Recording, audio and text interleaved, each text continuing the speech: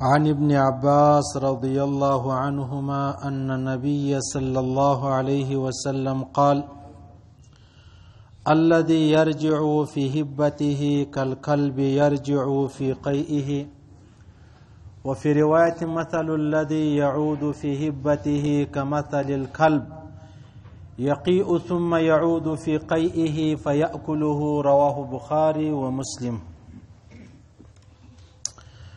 عايزانو مقصبه کی خبره خدا وا چې جناب نبی کریم صلی الله علیه وسلم و فرمایل چې ایمان او بخل سره یو ځای کیږي نه. دا سنسي کېدلی چې یو سړی دی مؤمن هم وي او بخیل دی هم وي. بیا بل دا خبره پیغمبر علیه الصلاۃ والسلام وکړه، دا نسی کېدلی چې یو سړی مؤمن دی بخیل هم دی او بد اخلاق هم دی. دا نسی کېدلی مؤمن بخیل او مؤمن بد اخلاق. بیا خاص کر عزیزانو بد اخلاقی چې دا انتهای سخت بدترین عمل دی. د انسان زړه که ور پټاوی، د انسان زړه که ور خرابوی، نو راولاړ څه بد اخلاقی و. یعنی ښکاره مثال دا دی عزیزانو، څونه ډیر خلک راولاړ سي خپل کور والا په دې خاطر باندې طلاق کی چې دا ډیره بد اخلاقه وله، بد اخلاقی کوله، او د دې بد اخلاقی ما تاب نه درلودي نو ما طلاق کړله. که څه هم حضرت علی کرم الله وجهه فرمایي د ښځې دپاره اخلاق ښه نه دي، د ښځې دپاره اخلاق نه دي ښه. هغه وجه دا د عزیزان، یو د خپل مور و پلار د بچانو د خاوند سره معامله ده، اخلاق لازمي دي، فرض دي، خامخا به کوي. بل عامه خبره چې دا هغه دا بازار لره ووتله، ډاکټر لره راله، پیر لره راله، د هغه رقم مطلب یو تعویزګر لره راله، بل بل بل چا لره راله، نو په هغه ځای کې د دې دپاره اخلاق جایز نه دي. ولې که دې اخلاق خپل کړلو نو بیا د الله رسول فرمایي چې شیطان وایي بیا ما او دا خالص سره پرېږده چې زه د دې په مابین کې څنګه معامله چې دغه راولم. صحیح سلو. نو لہذا حضرت علی کرم الله وجهه فرمایي د ښځې دپاره د بیګانو سره د اخلاق اجازه نشته چې د اخلاق وکړي. ها د نارینهو دپاره د هر مسلمان نه بلکې د هر انسان سره به اخلاق چې دی هغه کوي. پیغمبر علیه الصلاۃ والسلام به دومره د اخلاقو نمونه ولا چې کله کله به کافران رالو. امام غزالی صاحب فرمایي د کافرانو مشران وفد برالی، پیغمبر علیه السلام به ولاړ سلو د خپل پټو به مرته ورکړي. وستا اندازه ولګوه پیغمبر علیه الصلاۃ والسلام خو هغه استی وا چې په تمام کائنات کې الله رب العزت عظیم مقام پیغمبر علیه السلام تور کړی و، لیکن د اخلاق دغه مقام ولو چې کافر برالی پیغمبر علیه الصلاۃ والسلام خپل پټو مبارک ورته واروي. هذا جرير فرمای رضی الله تعالی عنہ، طبرانی حدیث دی، وی ورځ پیغمبر علیه السلام پر منبر ناستلو نو بیان یې کوي زور نه نوتم مسجد لره، مسجد نبوي لره، بس دا شلش خشه تقریبا چټایا واروله په مسجد نبوي کې. شاوخوا چې دی هغه ریک اوارولو، په دې ریک کې به د منځونه کول. نو دی وایي چې رالم نو پر چټای باندې خلک ناستي ځای نو چې زکه نستلوي. ما شاوخوا کتل، پیغمبر علیه الصلاۃ والسلام ما ته وکتل، بیا راولاړ سو د خپل پټو مبارک چې کوم ورسره و چادر دای راواخ سیداره کمی و پیچی دای سه مال راوغرسو. جريره ما ولا حاول دا وار کور باندې کښینه. و بیا زرا ولاړ سو، ما دغه پټو د نبی علیه الصلاۃ والسلام پر سترګو ونیوي، مچ مې کوي او پر غیږ کې میټینګ ونیو. مال یا رسول الله زو ګور او ستا پټو ګور ز بیا وراو. دې ته چې شوي دې ته اخلاق وایي. ما ته ویل چې دعوت کار داسې نه ده چې دانو یو ملائکه راکشه وتلی دي یا د دې کرامت دی. نه نه دا وچ کلک اخلاق دی، وچ کلک اخلاق. او په اخلاق باندې هر څو ظالم جابر چې دی هغه ماتولی سي. په مش کې اخلاق نشته. چې اخلاق برابر شي بیا به د دوه همسایګانو، د بابا او د زوی، د هغه رقم د دوه یارانو، د دوه ملګرو، د استادو د شاګرد، د پیرو د مرید، قطعا چې دی هغه بیا جدایي چې دغه بنه راځي. صحیح سلو. اخلاق مو مشکل نشته. الله دې مشت اخلاق را نصیب کړي. ما پرون درته ویل چې پیغمبر علی السلام فرمایي یو سړی رالی د جنت دروازې ته ودرېد، د جنت دروازه نور ته خلاصېدله. بیا کلمه شریفه راله، اشهد ان لا اله الا الله واشهد ان محمدا عبده ورسوله، یا لا اله الا الله محمد رسول الله. دا راله د جنت دروازه ورته خلاص کړه. بیا دا یو سړی په جنت کې ګرځي الله ملاقات نور سره کوي. ډیر وخت په د مابینځ کې تیر شو. پیغمبر علیه الصلاۃ والسلام فرمایي د اخلاق رالو د الله سره ملاقات چې دی غیر وکړي. اوس په لا اله الا الله باندې محمد رسول الله باندې ته د جنت دروازه در خلاصه سوله او په اخلاق باندې ته د الله ملاقات چې دی غیر ورسېږي. په مشکل هر شی ست لیکن اخلاق نسته پکې. دا غرق شو ولا لره ورسه ورور دا چټګانو ته داسې نه ولد شکنځاوي کوي چې ګر سره یار زما خدا یقین دی چې سړی به د جهاد په میدان کې و کافر تم ونه کې چې دا څنګه شکنځاوي ته کوي. بیا داسې مشترا معلوم دی دلې مې دي چې ورور خپل زوی دی خپل زوی د ځان سره لګیا کړی دی د مور د خور شکنځا ورته کوي. یو سړی خپل زوی ته د مور شکنځا کوي. اوس که ته وایې یاره مور خو نو کور والا ده نو چې کور والا ده ته د خپل بچي ته کم سبق ورکوې؟ دا زوی خو ستا شاګرد دی ستا مورد دی نو ته ته کم سبق ورکوې؟ دا یو. دویمه خبره دا ده چې تا ورته ویل ستا خور څه وڅه نو دا خو ستا لور ده. نو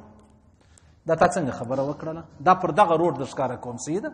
پر دا روډ کاسي روډ ډېر مشهوره دی او کتابونه ډېر باندې خرڅېږي. پر دغه روډ باندې یو سړی خپل زوی ته وایي ستا خور څه وڅه. الله رسول فرمایي د منافق سړی و علامه دا ده چې داسې شکنځاوي به کوي چې په معاشره کې به چا اورېدلې هم نه وي. د اسکوله سکشنیان راچټي ایستلي د کشنیانو شکنځاوي خو مایځې واورئ.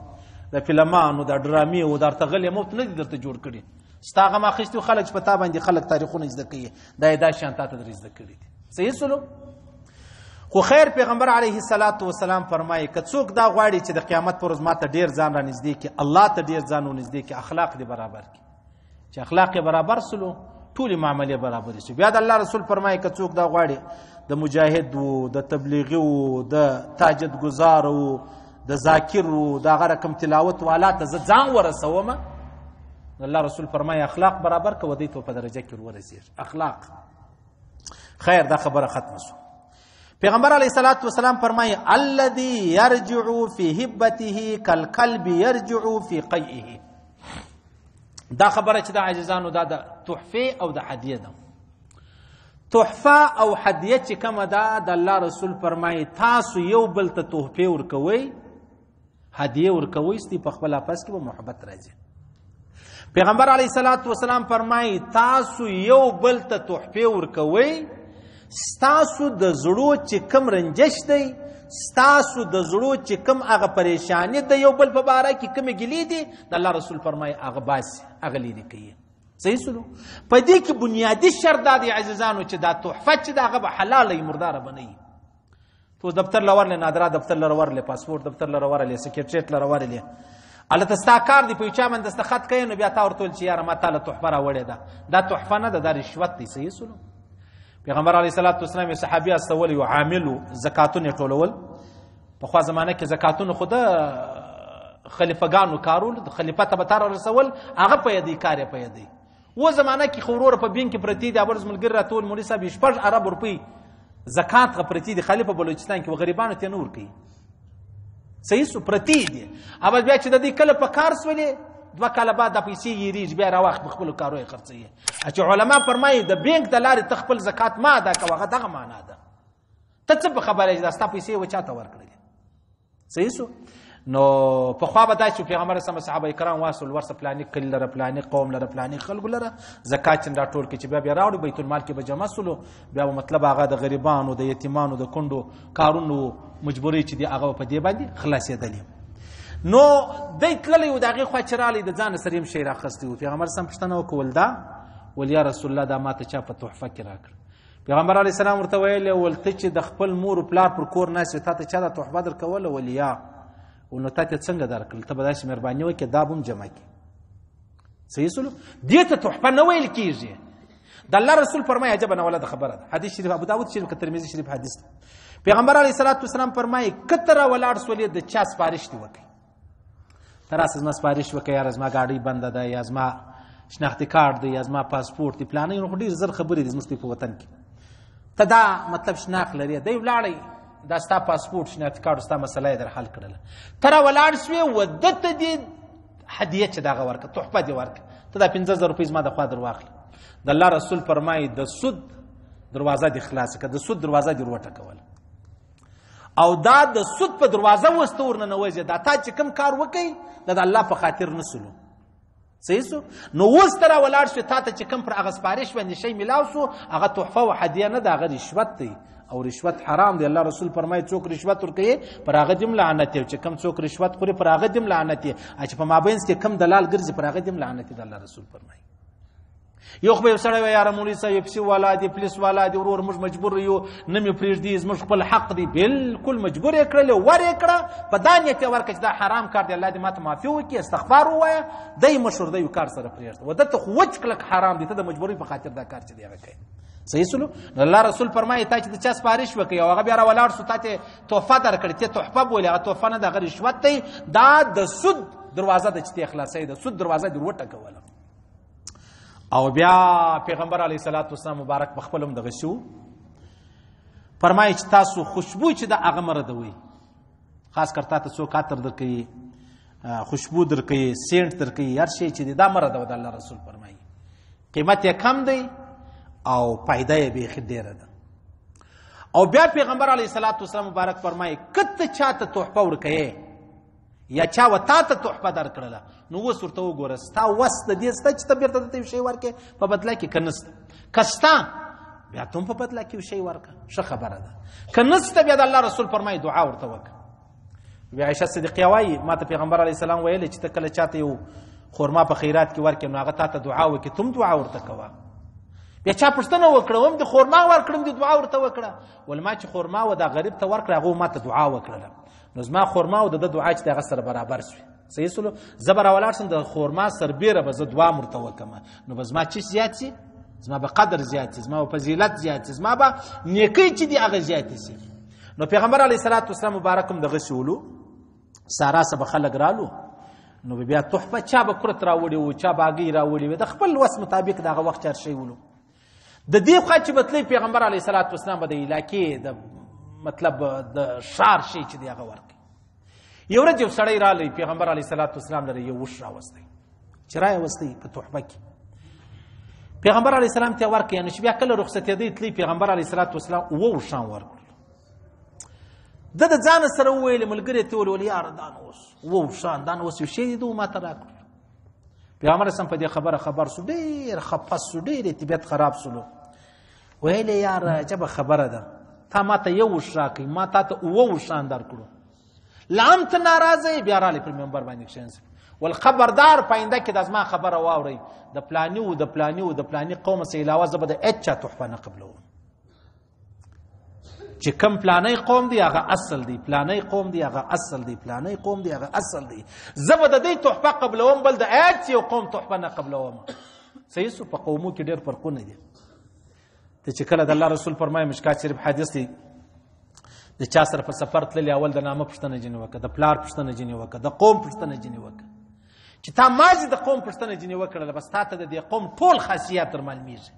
یاره په دې قوم کې دا خبرې سته، دا خبرې سته، دا خبرې سته، دا بیا به ته په مجلس کې احتیاط هم کوې او د دې سړي په مزاج به ته آګاه هم سي. نو پیغمبر سم اعلان وکړ په آینده کې به انشاءالله زه داسې نه کوم، د هېڅ چا تحفه نه قبلوم. ها څه قومونه دي د هغو تحفه به زه قبلوم، هغه اصل دي، هغه زما سره بیا پر خپله تحفه باندې دوګنه شی چې دی هغه نه غواړي. ابو بکر صدیق رضی الله تعالی عنه پیغمبر علیه الصلاۃ والسلام سره دومره محنت کړی دی، مشقت تیر کړی دی چې حکیم اختر مولوی صاحب فرمایي وایي یو وخت پیغمبر علیه الصلاۃ والسلام اعلان وکړي چې تاسو مطلب زو جهاد لره څه چانده مانده راټوله کړي. ابو بکر صدیق راولاړ سو چې څه یې درلود هغه یې ورکړلو. بیا راولاړ سو د خپل کمیس چې کوم بټنان دي بټنان یې وشلول، دا یې په دا شي کې کښېښول. ول څه معلومه ده پر لارې د یو مجاهد بټن شلېدلی بټن به نه وي، دا زما بټن به ولګي. صحیح سو. بیا چې پیغمبر علیه الصلاۃ والسلام هجرت کوي، بیا چې د ده وشانې ساتلي وو، بیا د هغه رقم ټوله خرچه و کیسه میسه. پیغمبر علیه الصلاۃ والسلام ورته وایي وای ابوبکر ده ول ها ول ستا د شو بدله زه په دنیا کې نسم درکولی، الله به په آخرت کې وتا ته د دې بدله درکوي، او په دنیا کې چې هر چا زما سره ښه کړي دي ما د هغه بدله ورکړې ده، بلکې دوګنه مې ورکړې ده. یو وش والا کیسه مې درته وکړله دوګنه. یو ابوبکر صدیق دی رضی الله تعالی عنه چې زه به دونه وس نه لرم چې زه د احسانو بدله ورکړم د احساناتو الله به په خپل لاس باندې وده ته بدله چې دا ورکوي پیغمبر اسلام به تحفه قبلوله هدیه قبلوله بیا روایتو کې راځي ورځ حضرت عمر فاروق ته پیغمبر علیه الصلاه والسلام مشکات شریف حدیث دی شی ورکوي ول دا واخدول چې نه غواړم یا رسول الله پیغمبر اسلام ته وفرمایل وای ول یا رسول الله بل چاته ورکځي نه غواړم پیغمبر علیه السلام ورته ول عمر دول ها ول کتا ته چا د خود شی درکوي را دوایم کتا ته چا د خود شی درکوي را دوایم او په خله غواړم صحیح سول پروا نه لري هیڅ بده خبره نه ده حضرت عمر فاروق رضی الله تعالی عنہ دا غره کوم حضرت علی کرم الله وجهه مطلب هغه د قیصر او د کسرا چې کوم بادشاهانو هغه به تحفه ول رسوي هغه به حضرت عمر فاروق رضی الله تعالی عنہ شایسته شیشه و د عطر دغه ځای ول رسوي صحیح سلو نو تحفه چې د الله رسول فرمایي تاسو د زړو ګیلی چې دي شکوي چې دي په زړه کې څه خبرې دي هغه ختمي زموږ خدا غم دی عزیزانو زموږ ته ټول مسلې پر رواج باندې روانې دي ټول مسلې یعنی کوم ته مثلا خدا نه خاصه د چا کر مرګ سوی بیا موږ ته ورسو کله څوک چا کر پسو ورولې څوک مطلب یو پارسل براو چا ولې شي مې چې دی هغه ورولې نو دا علایده ما یو وخت شمشر سړی ولیدي شمشر سړی و وفات صلی الله د جنت نصیب کړي الله دې عفو ته وکړي هغه خپل زوی ته ویلې نو چا څه شي مې ول راوړی د کر فوتګي سوی ولا بیا دور ته ویلې ول دا شان ولې که زوی هغه ولې بابا څنګه ولې که څه کوونه ولنه که سبا د دې کر مړی وسو بیا مجرم دغه رقم شان ور صحیح سلو وزدلته دغه ور کړه د الله په خاطر نه و ور کړه د الله په خاطر نه و دا د جانداري په خاطر و دا د نامه په خاطر و دا د پاره و چورور وسنو سبا کزما سو وسو جې در څه غواړم د الله رسول فرمایي ما ته الله امر کړی دی چې څوک سره بد کی تبشور سره کوي چاته تعفو نه کول تبع پورته کوي چا سره وسیله رحم نه کول تبع وسیله وای دا الله ماته وی د مشکات شریف حدیث دی ماته الله د نو خبره امر کړی دی پاو کې ودا ده ک چاته تعفو نه کول تبع پورته کوي ک چا سره تعلق نه ساتي تبع تعلق ور سره ساتي ک چا سره وسیله نه کول تبع وسیله خامخا ور سره کوي صحیح دې کې کوي کنه کوي بیا عبد الله ابن عمر ولرالي ول یا رسول الله ما د قریبانو سره ډیر شکوم خدیز ما سره ډیر بد کوي نو نبی علیه السلام ته فرمایله کته دا غواړي چې دیوس ما سره شو کې دا ستاسو شو بدلس ولا نو تا چې کوم وکړو هغه د الله په خاطر سودی مشوره وکړه در سره وکړو هغه بیا ځان ته بل خبره ده نو لہذا پیغمبر علیه الصلاۃ والسلام فرمایي تاسو یو بل ته تحفه ورکوي تاسو بغض چې دی هغه ختمي پیغمبر علیه الصلاۃ والسلام به هدیه قبل ولا حتی پیغمبر علیه الصلاۃ والسلام ته یو څه ډوډۍ وکړه دا څنګه دي د څه کوم شي دا شونګری چې مشتي بول په پښتو کې یا اگر د پښه پایې را واخله نو دا به ورته پخکړی وي هم پیغمبر علیه السلام دعوت لره ورتلی هم به پیغمبر علیه السلام د دې زنانې کور ته به ورلی ډوډۍ به سره وخوړه ډوډۍ به وکبه نه ولا بس پیغمبر اسلام بخپل حاضری ولګه ول کبار شي پروت وغه به وخوړه تا اندازه ولګه زموږ خو د غریبان په واده کې خو قطعا نورځو دا چې څه غواړي هغه ورور د ګور د مخه مولوی صاحب نه اسپاول سک بیا پر کرسی ناشتي ورورانو بس وښ ډوډۍ راځي داسي ادم لایان ستې پښتنه وکړي چې په کوم ورځ د شادي حال ډوډۍ خوړلې ده والله کې ما په خیال سره په زور کسانو کې و 50 کسان ته بیا تاجد منځ توفیق الله ور کړی الله ایدن حست پکې ما ته مالي وخت یو پولیس والا ډوډۍ کړې ولا انو مقتدی سړی مول ورالنج یاره په خدای قسم د سیرلی غوښ به پخ کړی وې زوم بل ملاول والله داش په پیدو الله کې موږ به چیز موږ به کیسه چیز په والله تا چې ویلې زار خروزار چراوته تاسو نه پته خواندو دی ډوډۍ الله کې شم مهنت کړی وکړې ودان شپ اخلاص کې ټول د رشوت پیسې حرام روپۍ دي مردار روپۍ دي د غریبانو وینه د غریبانو نو په وینه کې خوند کله ول نسته دا خبره بیا دا رقم یو سړی رالی پیغمبر علیه السلام ته یا رسول الله ته گواه اوسه زما یو غلام دی زما په بچانو کې زما یو بچی ته زور کوم تحفه کې د الله رسول ته فرمایله ول نور زامن لري ول هغه ته دی ور کړی د ولیا ول ورسه د خپل زوی سی واخل هغه سم بیرته واپس راوړ دا یو حدیث بل حدیث پیغمبر اسلام فرمایي نور اولاد لري ول هغه ته دی شی ور کړی دی ولیا ول ما د جهنم پرور مګوا کوا په اولاد کې به سړی فرق نه کوي الله رسول فرمایي یو سړی شپې تک کال جنتی شپې تک کال ښځه و سړی جنتیان یعنی مسلمانان کلمه ګوي ښه خلک د مرګ پر حال د الله رسول فرمایي پر ځان باندې جهنم چې دی هغه ضروري و لازمي کړي.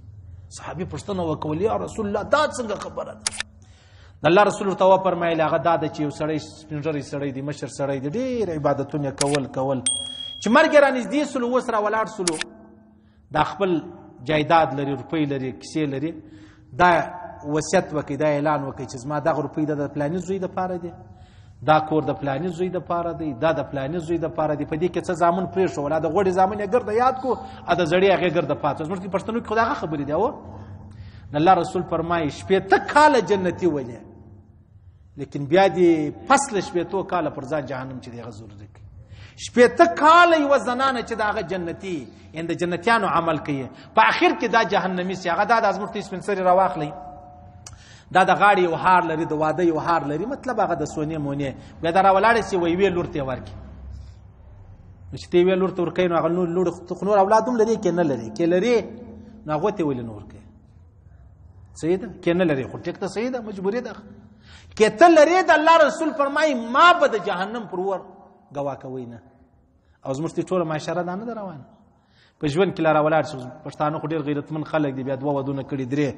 هغه د نوي زامنو ته وروره کور لري هغه پر نامه ور واړوي موټر لري هغه پر نامه ور واړوي په کلي کې څه مځکه ولاړه هغه نستي مشترکه ده که خدای نه که زه مړ سولم نو بیا پلاني مولوي صاحب وایي هغه به سره در تقسیم کړي نو تا چې دونه کیسې د بازار ګرده و دغه زامنو ته ورکړي دغه دا څنګه خبره سوله د الله رسول ورته ورس نور زامن لري ولورسه دغه چې تا زوی ته کوم شی ورکړی هغه بیرته واپس چینې واخله هغه بیرته واپس چې دی هغه جنې واخله صحیح سلو او بیا پیغمبر علیه الصلاة والسلام فرمایي که چا تا ته تحفه درکړله بیا یو سړي د تحفې ذکر کوئ چې ماشاءالله فلاني کور ودان ډېر زبردست ده الله دې خیر ورکړي یاره الله رسول فرمایي دا تا شکر ادا کړي دا د هغه شکریا ادا کړه او که چیرې بیا تا ته چا تحفه درکړه تا پسې پټه کړه غږ دې نه وکړي صحیح بالکل دا خبره دې پسې ورکه کړه د الله رسول فرمایي دا دی لکه ته چې د دې تحفې انکار کوي لکه تا ته چې نه یې درکړې ولې غلطي کوي شکریه به خامخا ادا کوي پیغمبر علیه الصلاة والسلام فرمایي د قیامت پر ورځ الله یو سړی راوغواړي ورته ووایي چې دا پلاني سړي ستا سره دا ښه وکړو تا د څه شکریه ادا کړه هغه ورته یا الله ښه خو تا را سره وکړو د څه اختیار الله فرمایي ما ښه د ده په ذریعه در سره وکړلو وایي یا الله نو زما خو ستا شکریه ادا کړه الله فرمایي نه ورسه ښه ده در سره کړي دي ما ورته ویلي دي مطلب ما ښه د ده په ذریعه ستا سره وکړو ورسه ولې دو شکریه ادا کړه بیا راسه ماله راسه زموږ ته خلک نه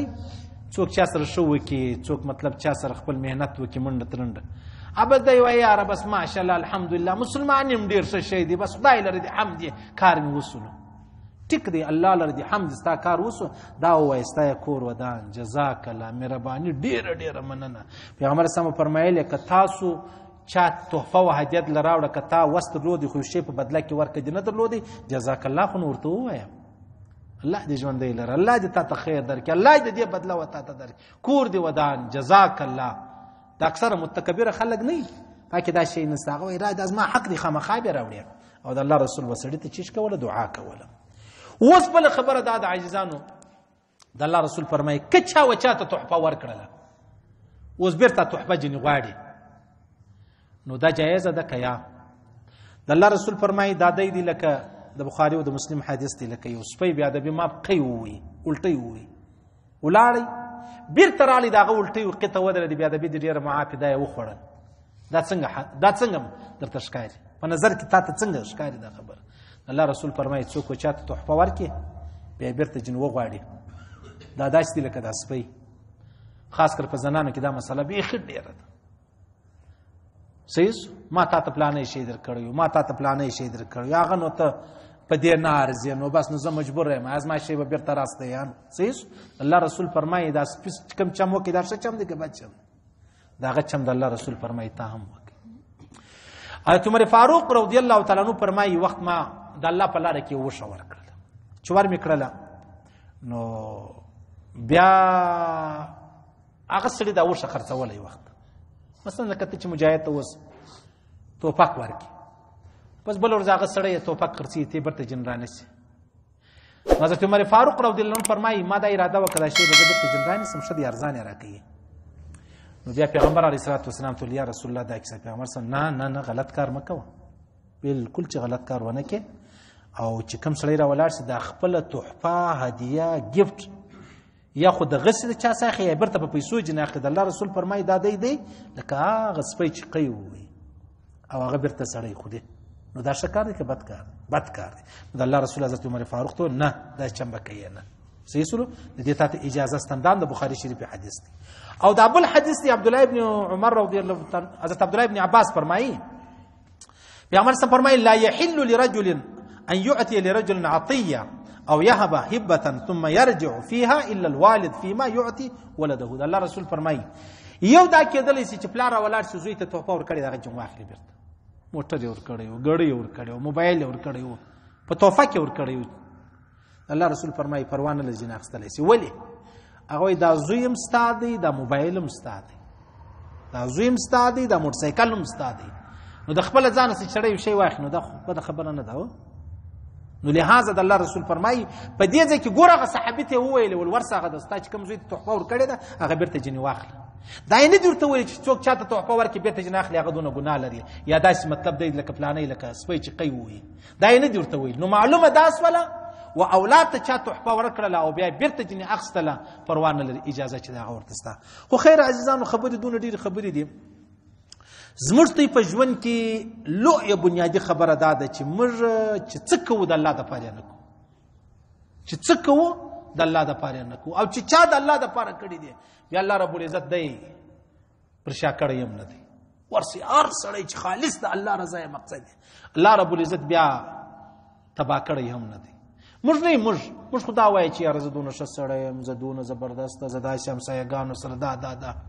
نو حال دا دی چې موږ دغه کار په دې خاطر کوو ما واده لره راوغوښتی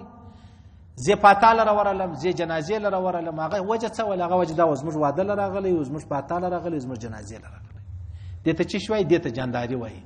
پښتنو دا جانداري په اسلام کې د خپل ځان یو بل شی چې دی هغه پټ کړی دی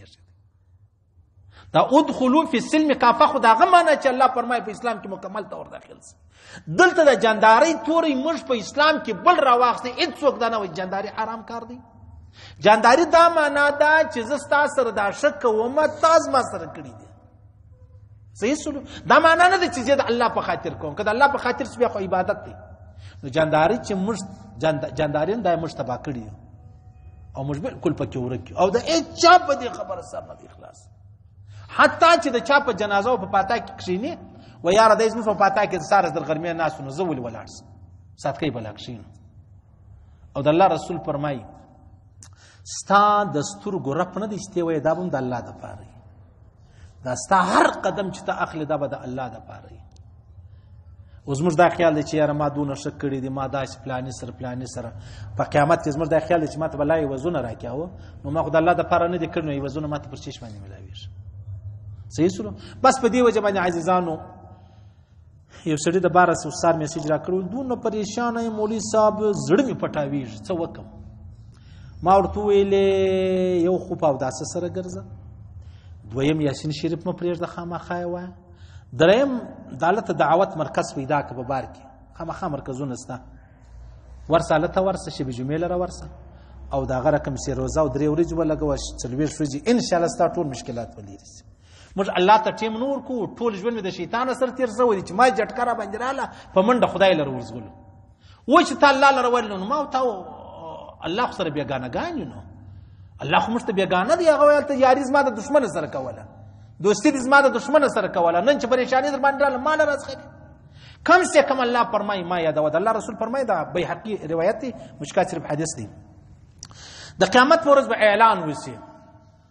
چې هغه سړی د جهنم راوځي پیغمبر اسلام فرمایي چې په ټول ژوند دی الله یو آیات کړی هغه سړی د جهنم راوځي بیا پیغمبر علیه الصلاۃ والسلام فرمایي اعلان به وسی په جهنم کې چې هغه سړی د جهنم راوځي چې په ټول ژوند یو ور د الله سره بیریدل دی یو ور د الله سره بیریدل دی هغه دی د جهنم راوځي اوس کله یو سړی د الله سره تعلق نه وي پنځه وخت اذان کیږي اذان شروع دی تا ډولم شروع دی ستا موزیکم شروع دی ستا موبایل غزلم شروع دی نو دلته د الله اکبر او د ستا د غزلو څه پکې وایي الله اکبر. د غزولو په مابینځ کې دا توري دته څه چمکه دا د اسلام سره د خلاصېدو اعمال دي چې الله د چا سره ایمان اخلي. په هغه کې غالبا د جابر فرمایي رضی الله تعالی عنہ وای د ایمان د اخیستلو یوه وجه دا د سړی په خپل ایمان راضي نه وي، د خپل ایمان قدر نه کوي. صحیح مسلمانان د ایمان قدر نه کوي، بس په مفت کې موږ ته دغه لکه دا چې د کم قوم ته د کم قوم دا خو ما استاد وس کار نه دی او د الله له جانب راغلی ده، دا د میراث له جانب ده او نو دا غره کم دا کلمه موږ ته دغه ملاو شوی چې وینې ته سوي وای، دا چې بچان پکې تللی وای، دا چې مور پلان پکې تللی وای، دا چې دنیا او جایداد پکې تللی وای، بیا به خلکو چیش کولای، بیا به دا ایمان نه خرڅولای. پیغمبر سم فرمایي د زمانه برای سار و مسلمانی مارشان به کافر پر معمولی خبره به دین خرڅ کی، پر معمولی خبره دلته په بازار کې وګورئ پر 300 روپۍ سره جنگ دی، بیا ماجت لراځي پر قران الله سره دی. یا دا قران پاک او دا کلام پاک او اخرنی اپشن ولو چې مرګ ته خبر رسیدلې و چې یاره دا کار ما نه دی کړی، راسه پر قران الله سره دی. ته پر 300 روپۍ باندې دومره دا جرأت کوي. صحیح دا زموږ د معاشري حال او ورسه ورته وایي قسم په 500 روپۍ نه، صرف د دې لپاره قسم د دروغ درته اخی چې یاره زه په خبره کې دروغجن نسم، بیا والله بالله تالله ثم فلا اله الا کشنیان دي کشنیان فلا اله الا الله که خبره دار څونه الله رب العزت موږ الله سره څونه ناکي کوو او بیا هم د الله رب العزت سره موږ غواړو چې الله ما مفت وبخښي، زما سره احسان وکړي. ټیک د الله د غونه مهربانه ذات دی، لیکن دا په ما ته کې چې حس نشته نو دا به څه چمپه کوو. صحیح سلو خیر. الله رب العزت ویل اوریدل قبول منظور وګرځي. الله د خپل احکامات د جناب نبی کریم صلی الله علیه وسلم مبارک طریقې را نصیب کړي. الله دې هدایت راته وکړي، الله دې د بدمرغي وساتي، الله دې د بدقسمتي وساتي، الله دې داسې ورځ نه راولي چې موږ ایمان سره جلایو، الله دې ورځ نه راولي. او الله رب العزت ایمان زموږ سره تر ابد الاباد نه اخلي، تر مرګ خو بیا نه اخلي، راسه نه اخلي. په قبر کې دی الله نه رسا اخلي، دا شرګا پر میدان دی الله نه رسا اخلي، پر پل صراط کې الله دا ایمان نه رسا. او که ایمان ولاړی چې دا ټول دنیا وتا ته در کې بس دا په درد بیا نه خوري ټول دنیا خو بس خیر. الله رب العزت ویل او دل قبول منظور وګرځي. الله دې پر دې تور مرسته ژوند او مرګ نصیب کړي چې مرو دا وی لا اله الا الله محمد رسول الرحمن الرحیم. عن ابن عباس رضي الله عنهما أن النبي صلى الله عليه وسلم قال: الذي يرجع في هبته كالكلب يرجع في قيئه. وفي رواية مثل الذي يعود في هبته كمثل الكلب يقيء ثم يعود في قيئه فيأكله. رواه بخاري ومسلم. عايزانو مقصد کې خبره خدا وا چې جناب نبی کریم